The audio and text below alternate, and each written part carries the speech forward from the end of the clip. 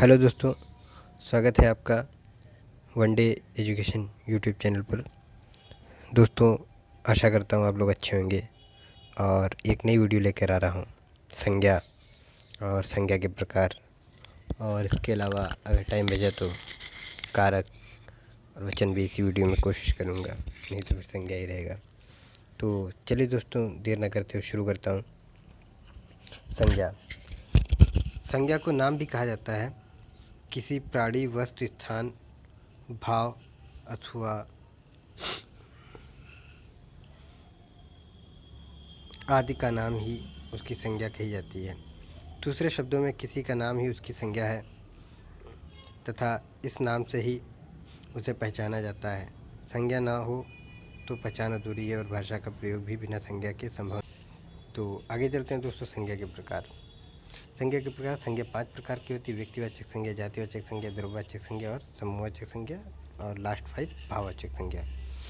जो नाम है इनका उसी के अकॉर्डिंग संज्ञा है। व्यक्तिवाचक संज्ञा जो शब्द किसी एक व्यक्ति, स्थान या वस्तु का बोध कराती है, व्यक्तिवाचक संज्ञा कहलाती है। जैसे राम, गंगा, पटना। कहने का मतलब किसी एक ही वस्तु, किसी एक खास वस्तु की ओर जब इशारा करती है कोई संज्ञा तो वो व्यक्तिवाचक संज्ञा कहलाती है। उसके बाद जातिवाचक संज्ञा, जो शब्द किसी एक ही प्रकार की वस्तुओं या जातियों, समूहों का बोध कराती हैं, वे जातिवाचक संज्ञा कहलाती हैं। जैसे अगर मैंने कहा गाय, तो फिर गाय कोई भी हो, वो सारी गाय जो है जातिवाचक संज्ञा में है। जैसे मैंने कह दिया नदी, तो अब नदी कोई भी हो, वो सारी नदी जातिवाचक संज्ञा में। लेकिन अगर मैंने यहीं पर कह दिया गंगा नदी, तो ये गंगा नदी जातिवाचक संज्ञा नहीं होगा, ये व्यक्तिवाचक संज्ञा हो गया, क्योंकि अब हमने किसी एक निश्चित व्यक्ति या वस्तु का हमने बोध करा दिया, इसलिए हम यहाँ पे गंगा नदी जो है वो जातिवाचक संज्ञा ना होकर व्यक्तिवाचक संज्ञा हो जाएगी।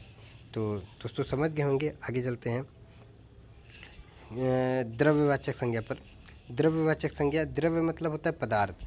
तो जिस संज्ञा शब्द से उस सामग्री या पदार्थ का बोध होता है जिससे कोई वस्तु बनी है, तो उसे द्रव्यवाचक संज्ञा कहते हैं। जैसे सोना, चांदी, स्वर्ण, तांबा, लोहा, ऊन। जैसे कोई हमसे एग्जाम्पल के रूप में कहें स्टील की प्लेट, तो जो स्टील यहाँ पे शब्द आया है ये हमारा द्रव्यवाचक संज्ञा हो जाएगा।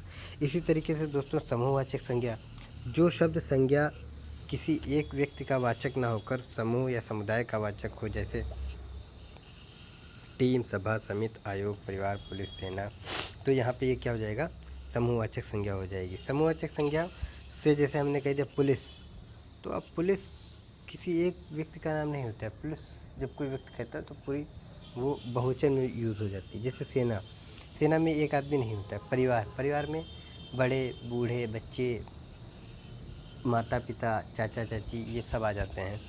उसी प्रकार समिति, समिति में भी समिति का अध्यक्ष होता है और सचिव होता है, और इसी तरीके से उसमें और भी होते हैं, सदस्य होते हैं, कोषाध्यक्ष होता है।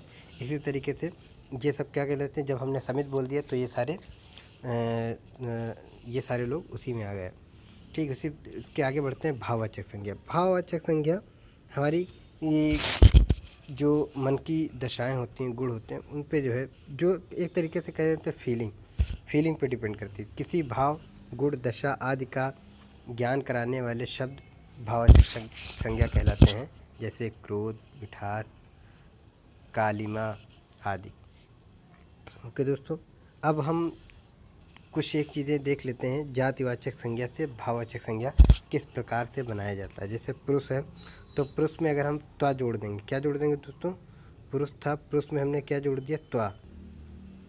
जैसे हमारा पुरुष था, पुरुष में हमने जोड़ दिया त्वा, पुरुष में हमने जोड़ दिया त्वा, तो ये क्या हो जाएगा, पुरुषत्वा। फिर उसके बाद नारी, नारी में हमने जोड़ दिया त्वा, तो क्या हो जाएगा, नारीत्वा। उसी प्रकार हमने जोड़ दिया गुरुत्व, तो ये क्या हो जाएगा, गुरुत्वा। इसी प्रकार